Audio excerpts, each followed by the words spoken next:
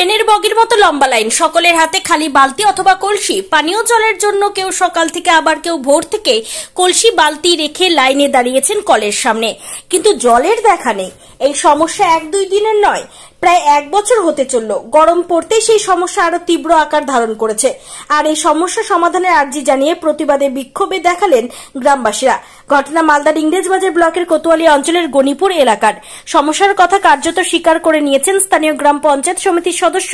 তিনি জানান, কোতোয়ালি অঞ্চলের একাধিক জায়গায় গরম পড়তে জল সংকট দেখা দিয়েছে। পিএইচই দপ্তরের পক্ষ থেকে জল সরবরাহ করা হলেও এখন তা অনিয়মিত। তবে মুখ্যমন্ত্রী মমতা বন্দ্যোপাধ্যায়ের উদ্যোগে জল জীবন মিশন প্রকল্পের মাধ্যমে কিছুদিনের মধ্যেই প্রত্যেক ঘরে ঘরে জল পৌঁছে যাবে প্রতিশ্রুতি দেন তিনি। গ্রামবাসীরা জানান, প্রায় 1 বছর ধরে এই সমস্যা, নিয়মিত জল আসে না, সময়সীমা নেই, জলের জন্য লাইনে দাঁড়াতে হয়, তাও বিগত কয়েকদিন ধরে জল আসছে না।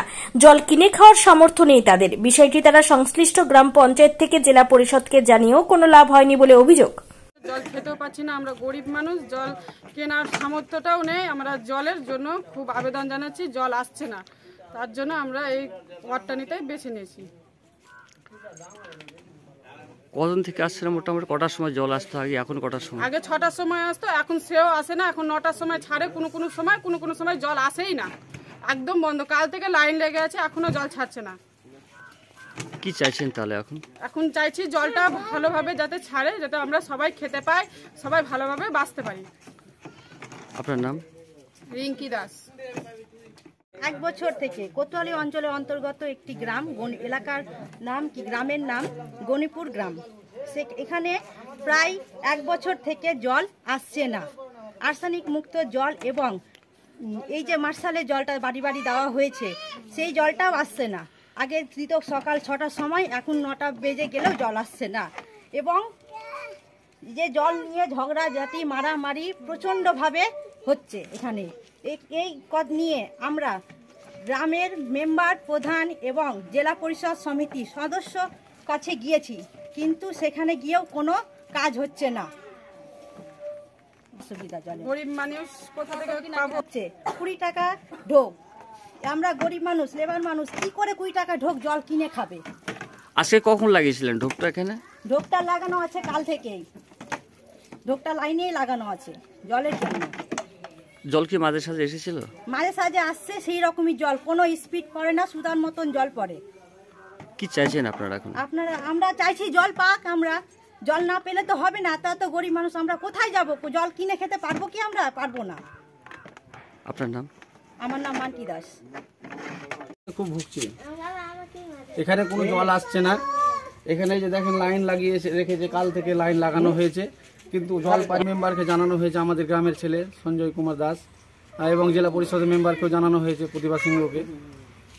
তো এখানে জলের খুব সমস্যা হচ্ছে। এটা আমরা জলের জন্য আর্জি জানাচ্ছি প্রশাসনের কাছে। যদি প্রশাসন এটার স্টেপ না নেয়, তাহলে আমরা বড় সড়ো আন্দোলন করতে নামবো। কতদিন থেকে জলটা আসছে না আপনার এখানে? প্রায় এখানে জলটা 1 বছর থেকেই আসছে না। আর আপনার যেটা আর্সেনিক মুক্তটা, তো ওটা পাচ্ছি না। যে জলটা আপনার এখান থেকে আসে, আর্সেনিক মুক্ত আপনার ওই এতে থেকে, ওই মানিকচক থেকে।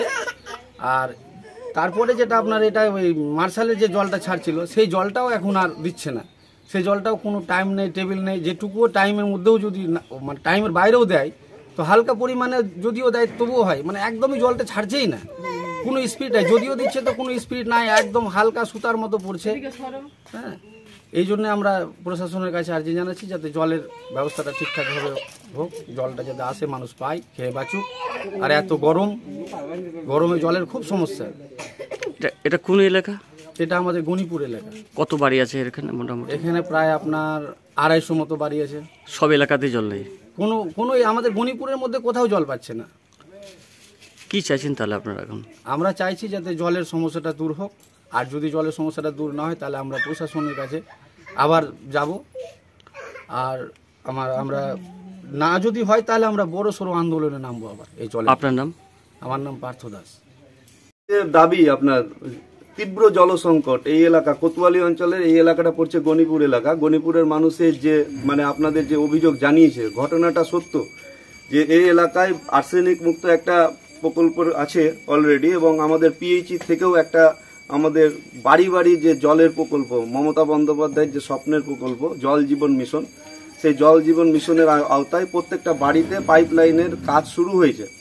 এই মুহূর্তে আমাদের যেটা আর্সেনিক মুক্ত জল আসছিল সেটাও বন্ধ হয়েছে, এবং আপনার যেটা পিএইচির জল সেটাও কিন্তু এই মুহূর্তে অনিয়মিত হয়েছে। তার কারণটা হচ্ছে কি 2024-এর মধ্যে মমতা বন্দ্যোপাধ্যায় বলেছেন কি প্রত্যেকটা বাড়িতে গিয়ে বাড়িতে জলের ব্যবস্থা করবেন। সেই প্রকল্পের কাজ শুরু হওয়ার জন্য আমাদের পাইপ লাইনের কাজ হচ্ছে, সেই জন্য জল সরবরাহটা আপাতত ব্যাহত হচ্ছে। তো ঘটনা সত্য, শুধু গণিপুর না, কোতোয়ালি অঞ্চলের আরও কয়েকটা বুথ আছে একই সমস্যা। আমি একজন জনপ্রতিনিধি হিসাবে বারবার ঊর্ধ্বতন কর্তৃপক্ষকে জানিয়েছি, ওনারাও একই কথা বলছেন কি আর কয়েকটা দিন অপেক্ষা করুন, সব সমস্যার সমাধান হয়ে যাবে। Bureau report, news for Bengal. This channel does not promote or encourage any illegal activities. All contents provided by this channel is meant for educational purpose only.